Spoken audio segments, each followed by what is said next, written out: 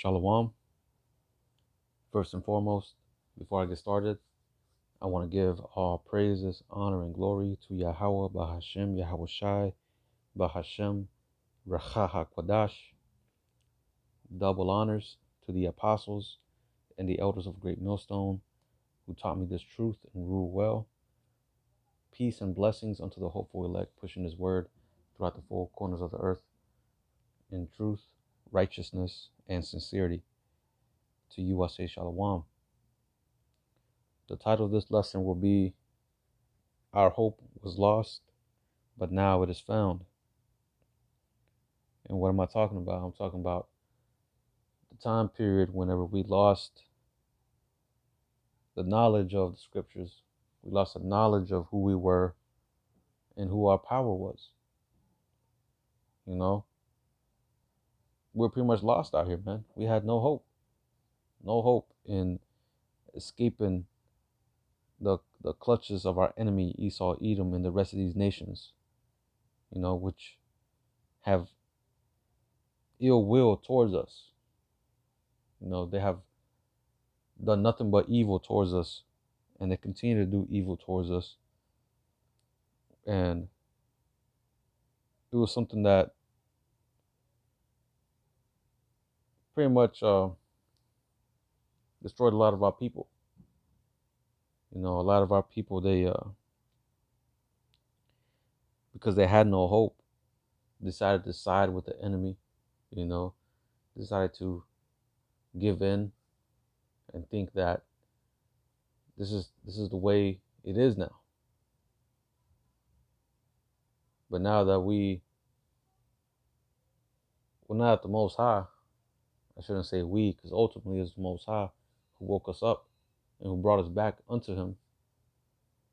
Starting off, you know, with our Abba Bivens, right, who was prophesied to come back, you know, who is Elijah the prophet coming back, right, but who was prophesied to come back and turn the heart of the fathers back, right, which is exactly what has happened, which allowed for this great awakening to take place, right?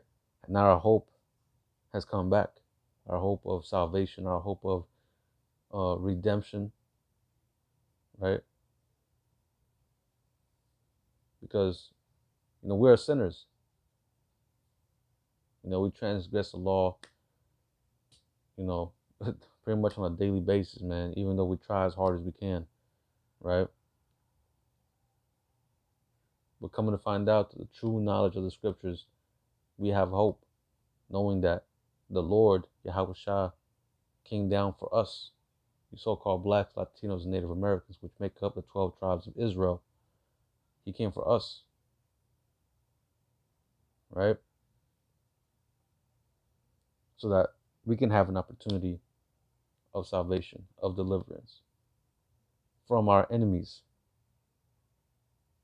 Because when you read Deuteronomy, the 28th chapter, it talks about the blessings that we'll receive.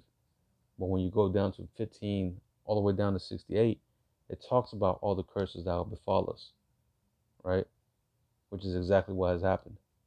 Because of our transgression and our disobedience to Yahweh Bashem Yahweh Shai, we had fallen away. And all the curses clave unto us like a plague.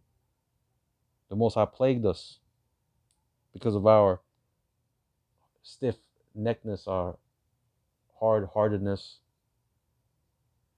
you know, our unwillingness to turn back to Him, right?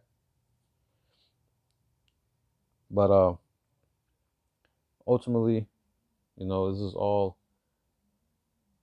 the Most High's plan to begin with, in order for us to ultimately be perfected, right?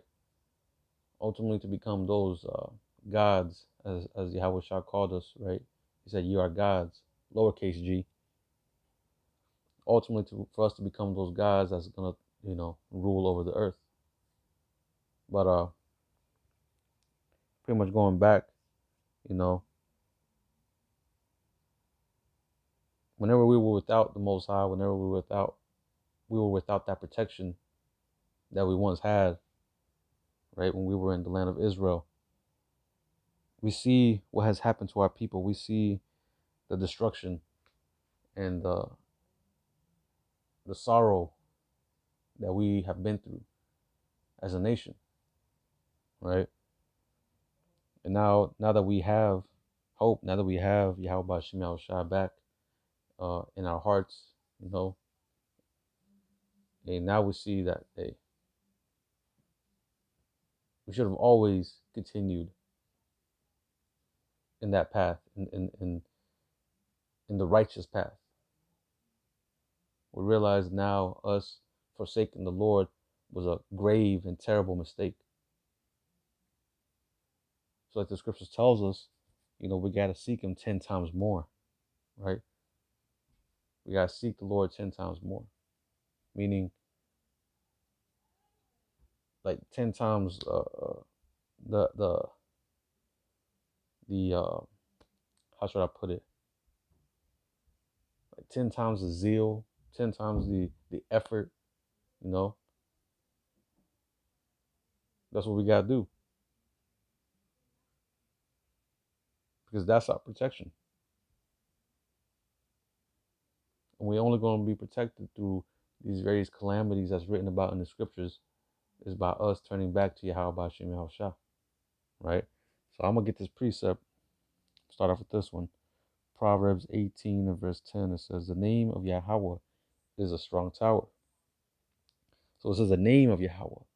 So the name is very important, right? The name is key to knowing if you really to knowing if you know who you're worshiping, right? Because it ain't no JC, no Jesus Christ.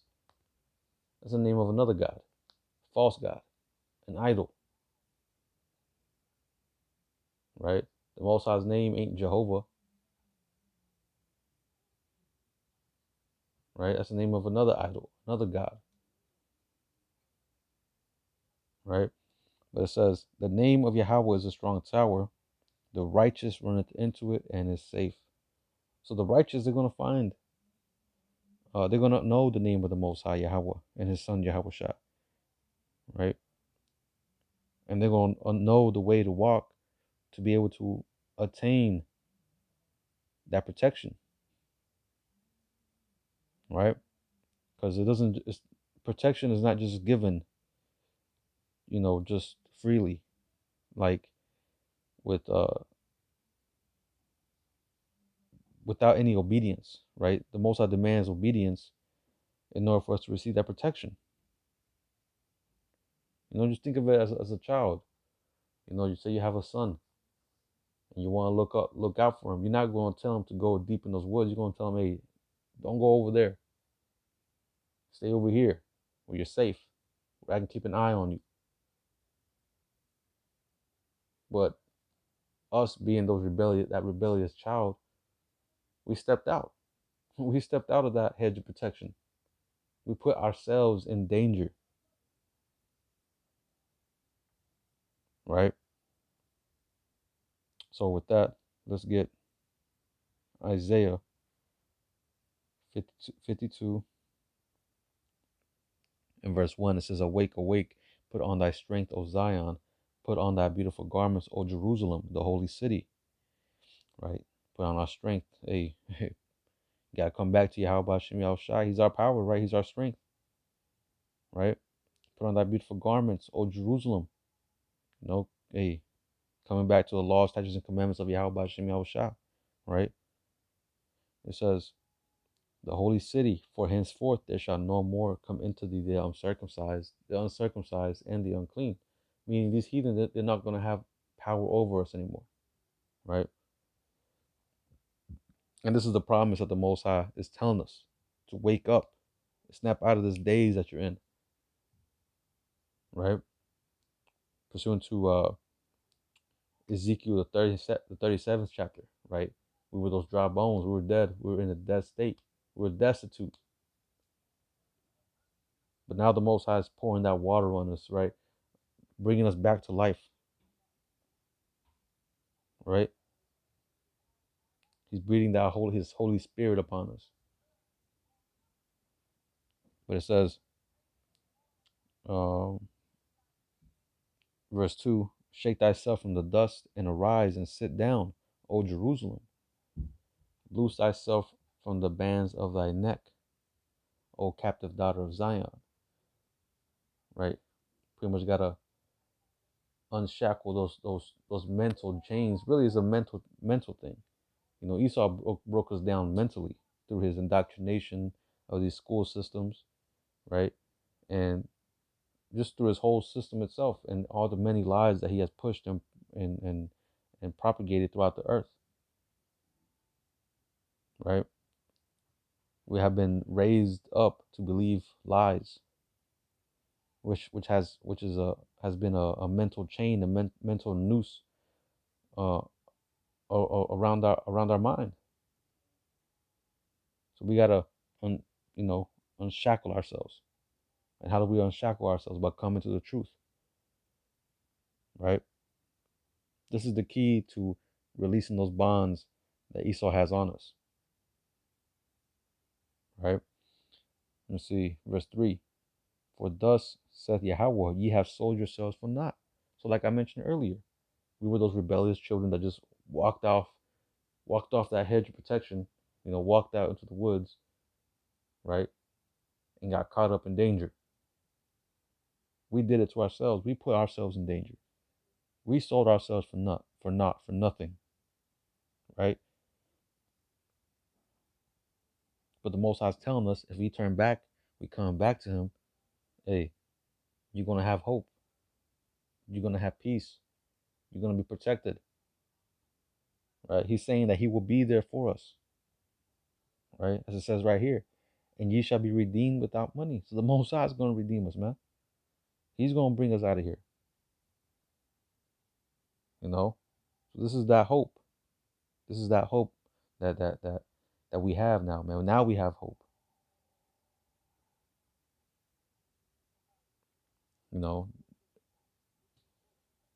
Our people have been worshiping JC for the longest, and what has that produced?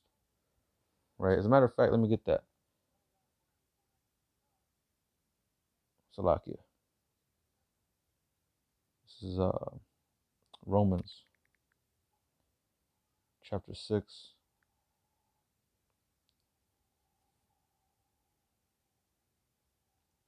Verse 21, and it reads, I'm going to start at verse 20. Romans 6 and 20, it says, for when ye were the servants of sin, ye were free from righteousness. What fruit had ye then in those things whereof ye are now ashamed? So what fruit do we have by worshiping upon Yahweh, or not Yahweh, Salakia, misspoke. What fruit do we have when we worship Jesus Christ, right? Or Jehovah, or even other brothers that have once were in this Islam or Buddhism and all this other nonsense. What fruit do we have? I can attest to that. When I used to be in a damn Catholic Christian church, there was no fruit that was produced there, man. It was all a bunch of hypocrisy. There was no accountability, which is ultimately what they want. They don't want you to be accountable for anything that you do. They don't want you to roam free like wild fucking animals. That's Esau's agenda. Because Esau knows and he understands, pursuant to Judith, the 5th chapter, right? As a matter of fact, I'll get that here in a minute. But Esau knows that as long as we continue to sin, he can continue to reign over us, right? Which is the reason why I say, our hope was lost. We had no hope because we had no guidance. We didn't know the true way. But now we do. All thanks to Yahweh Bashim Yahushua, putting the spirit upon Abba Bivens, you know, to bring us back.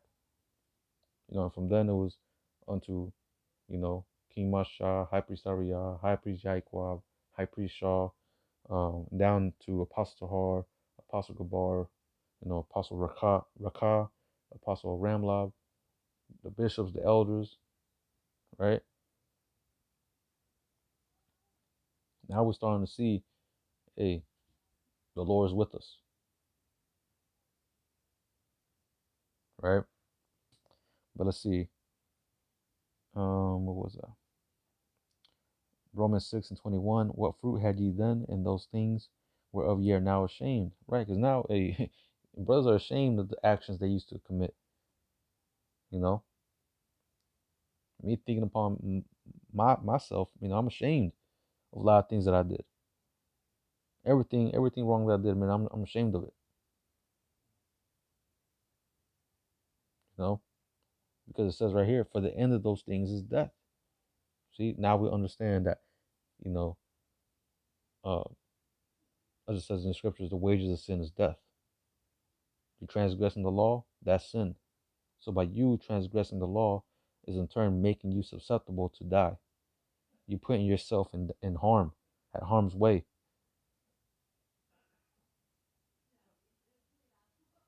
See, which is something that the church don't teach you. Something that we didn't know. Not until now, at least. Right? But let's see. Um, let's go to Daniel.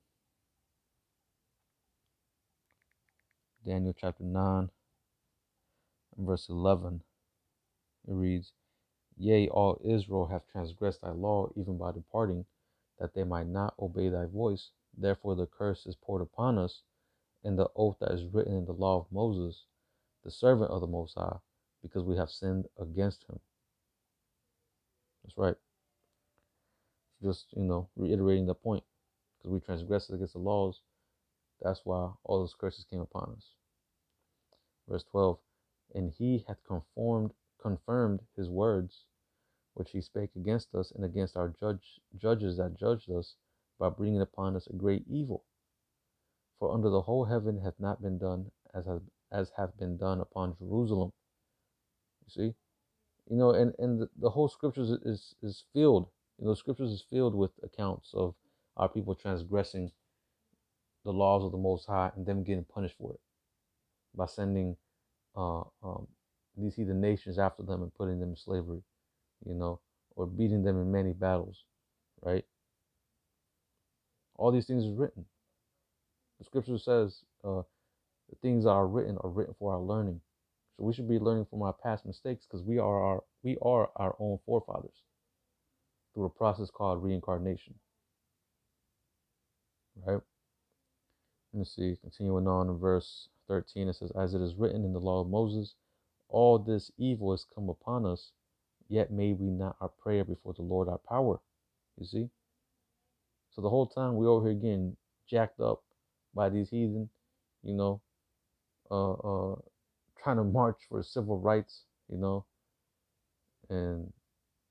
just a bunch of nonsense, man. Like, how you gonna ask your enemy, Esau Edom, the devil, for justice? Shit don't make no damn sense. But that's the warped mindset that our people got. They trust too much upon their enemy. But anyway, let's see. It says, as it is written in the law of Moses, all this evil has come upon us, yet made we not our prayer before the Lord our power. So we didn't seek the our Lord Yahweh Bashim Yahushua. And you can see that through, like I said, the many what they call revolutionary groups, right? That Jake created, the Black Panthers, the what's it called, the Brown Berets, the Young Lords, right? AIM, all these groups. What happened to them? All because they didn't have the Yahweh Bashim Yahushua backing them. They came to naught. And I'm pretty sure they weren't the first ones. You have probably several you know, what they call slave revolts and all this and that, but it all came to nothing. Why? Because the Lord wasn't with us at the time. We weren't calling upon Yahweh Hashem Yahushua, right? So let's see. Uh, we're continuing on. It says that we might turn from our iniquities and understand thy truth. You see, which is what we're doing now, right? We're praying upon the Lord. We're calling out to the Lord. You know, we're turning away from our iniquities. You know, and we're trying to understand His truth, right? We're devoting ourselves to Yahweh Hashem Yahushua as we should have from the beginning, right? Which in turn will give us life, you know, as it is written in Baruch. Let me get that real quick. Baruch, the 4th chapter. It says, Baruch 4:1, this is the book of the commandments of the Most High, and the law that endureth forever. All they that keep it shall come to life, but such as leave it shall die. You see? Verse 2, turn thee, O Jacob, and take hold of it. Walk in the presence of the light thereof, that thou mayest be illuminated. You see, because we were once in darkness. We were walking in darkness, you know, we operated in darkness. Our acts were all acts of darkness. But now we're being illuminated, right? Now we plugged back in to our power source, right? We were once a light bulb that had no power source. But now that we got a power source, hey, now we can see the light, right? Now we know the manner that we should walk, the manner that we should be. Not operating in our past wickedness, not operating in the ways of the world. Because now we understand that that leads us nowhere but death, right? So now let me get another one. Let's get Judith chapter 5, and I'm gonna start at verse 17. Yeah, 17. It says, and whilst they sinned not before their power, they prospered, because the Most High that hateth iniquity was with them. You see? So as long as we were right with the Lord, the Most High allowed us to prosper. We were living good. We were eating well. Having many kids, and we were all safe. Right? But it says, verse 18, but when they departed from the way which he appointed them, they were destroyed in many battles, very sore, and were led captives into a land that was not theirs. Does it sound familiar? And the temple of their power was cast to the ground, and their cities were taken by their enemies. I mean, this is this is what just transpired upon our people. If this ain't talking about us, I don't know who this is talking about. Who else fits this?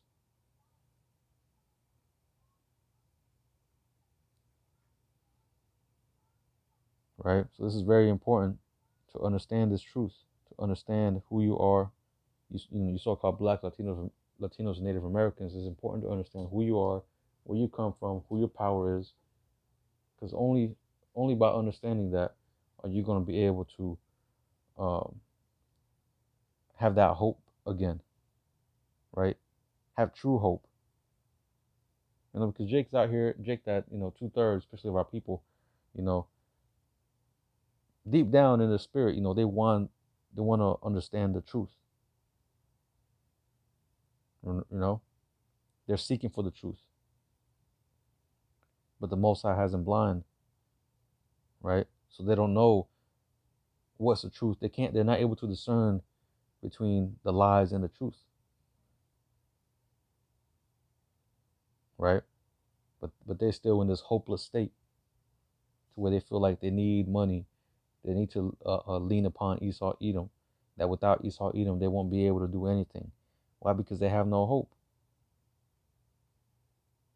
But us that understand the truth, that we're blessed, right, to have this wisdom, knowledge, and understanding of the scriptures, we have hope, right? So now, let's get this. Ezekiel. Now that I was thinking about it, I probably should have gotten this in the beginning, but it's all the same. It all is all for edification. This is Ezekiel 37 and verse 11. It says, "Then he said unto me, Son of man, these bones are the whole house of Israel." So when you read the book of Ezekiel, 37th chapter, from the beginning, it talks about, a valley of dry bones. Valley being here in America, them dry bones being you so-called blacks, Latinos, Native Americans, right? Which make up the house of Israel. But it says, "Then he said unto me, Son of man, these bones are the whole house of Israel. Behold, they say, our bones are dried, and our hope is lost. We are cut off for our parts." You see? That was us in the destitute state.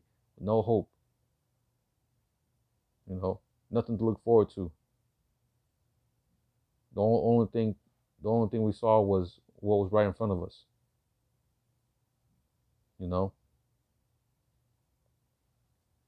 Let's see. Let me get one more. Hosea 6 and 1. It says, "Come and let us return unto Yahweh, for he hath torn and he will heal us.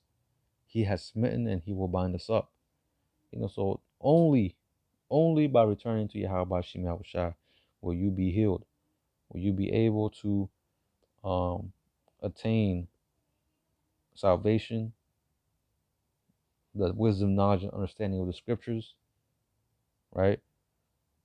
And that healing that we need, because the scriptures talk about that grievous wound, right? In Isaiah, the 1st chapter, that grievous wound that our people are suffering.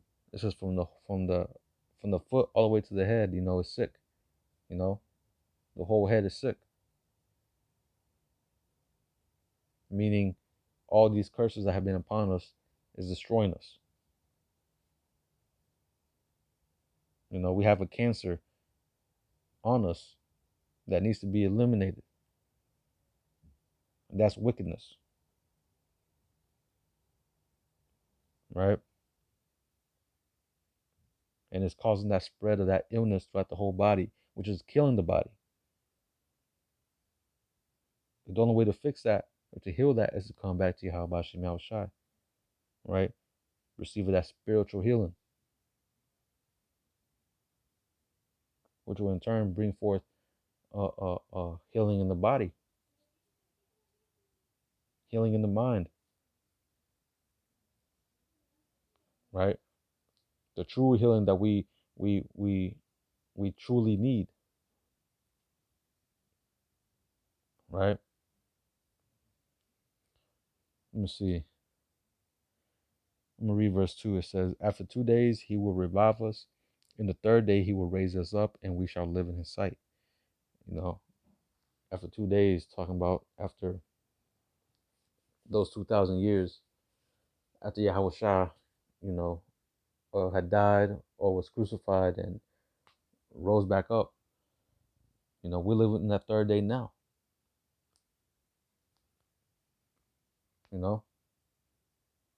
Which is prophecy being fulfilled. Us being risen up, coming back to our power. We're coming back all full circle. Right?